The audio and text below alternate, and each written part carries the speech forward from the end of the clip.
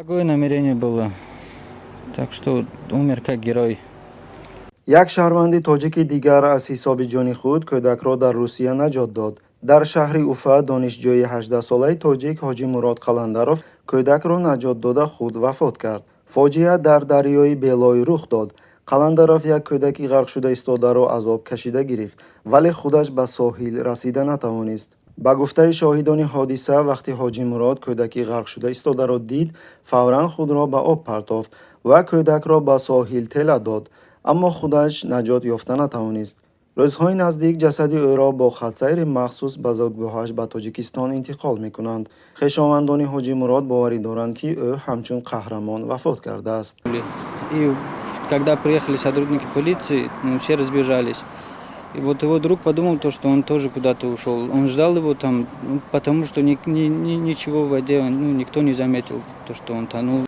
ҳоҷи Мурод Қаландарови 18-сола барои таҳсил аз Тоҷикистон ба пойтахти Башқордистон шаҳри Уфа омадааст.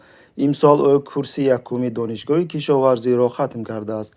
ғаввосон ҷасади ӯро танҳо пас аз чанд соат пайдо карданд. Самое главное сейчас терпение большое его родителям. ёдрас мекунем, ки Ҳоҷи Мурод Қаландаров аз аввалин шахсоне нест, ки дар Русия амалии қаҳрамононаро ба роҳи хатар ё қурбонии ҳаёташ содир кардааст. Мигранты фактически лишены возможности интегрироваться в общество, становятся объектом пропаганды, вербовки со стороны экстремистов и террористических организаций.